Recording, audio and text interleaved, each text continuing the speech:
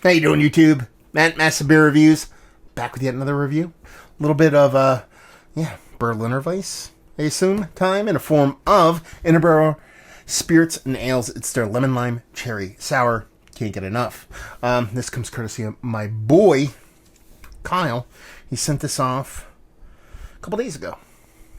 Feel like doing a little bit of tart Berliner vibes. I'm trying to see if there's anything else about it. Yeah. That's pretty much all you get here. Dating wise, she be. I can't really see the date on here. It's kind of stamped, kind of weird. Looks like it's from August, maybe. Berliner Weiss. We'll see what's what. We'll see how we work this kind of cap here. See if we can actually open this up. Oh, damn, big hiss on that sucker. Huh? Actually opened quite nice. So yeah, Interboro. I've had a bunch of their stuff. Ooh, okay. Well, that's how you pour like a jerk off.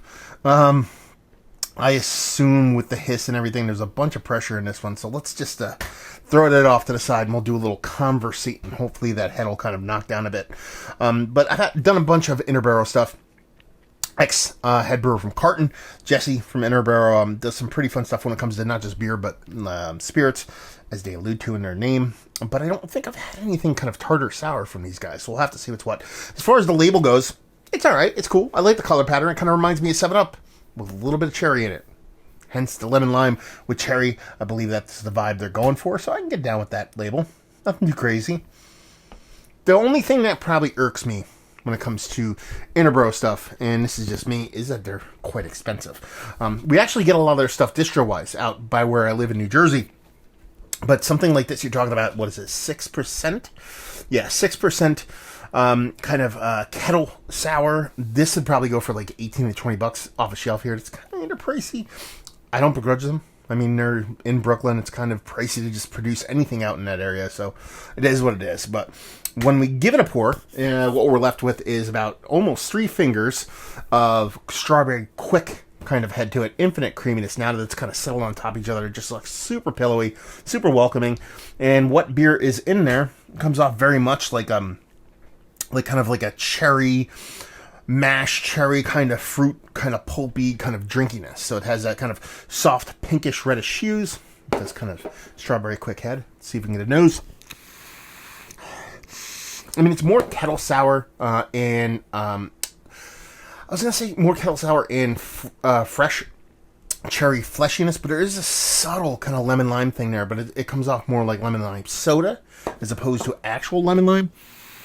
So soft cherry, very soft, a little touch of that kind of carbonic kind of lemon lime soda vibe to it. A little bit of soft tart Berliner vibes, done and done. Doesn't smell like a superly overly impactful beer, but you're talking about 6%.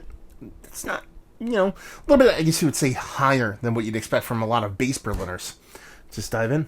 Cheers.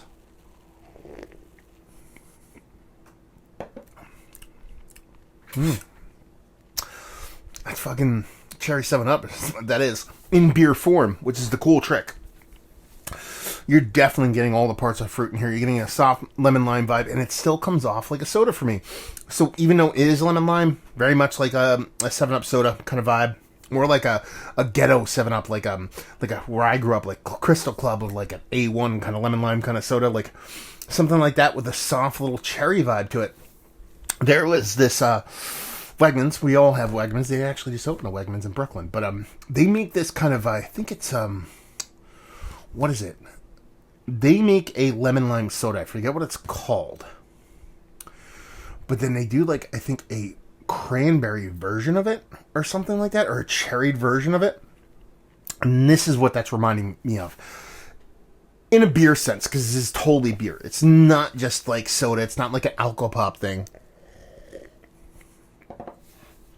But it just reminds me of those grapefruit, instead of lemon lime, it's kind of like a grapefruit lemon lime, that subtle cherry vibe that I got in a lot of those sodas from back in the day.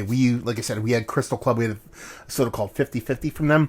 It's like this is like 2/3 50-50, and just to bring it all home with all the Crystal Club references, it's like 2/3 50-50 and maybe a third kind of Cherokee Red. It has that kind of soda vibe going to it, but it's still beer form. You get a soft acidity to it, nice carbonation, probably overly carbonated. A lot of people would be like, oh, it's too highly carbonated. I think it works for this beer. Makes me think more of those kind of soda vibes. And the way the fruit comes off while the lemon lime and even the cherry does, I guess you would say, kind of verge on something synthetic. It's not negative synthetic. It's kind of like soda-like synthetic in a fun way. But again, you're still sticking to a beer kind of base to it. It tastes like beer. It's drinking like beer, but it has a lot of the similarities of those kind of fruited sodas that I remember from my childhood that, honestly, I really freaking dig it. Yeah, I don't know what else to tell you. I mean, it's lemon lime soda with a dollop of cherry and a nice soft Berliner Weiss. Is it one of the better Berliners I've had as of late? Let's put it this way.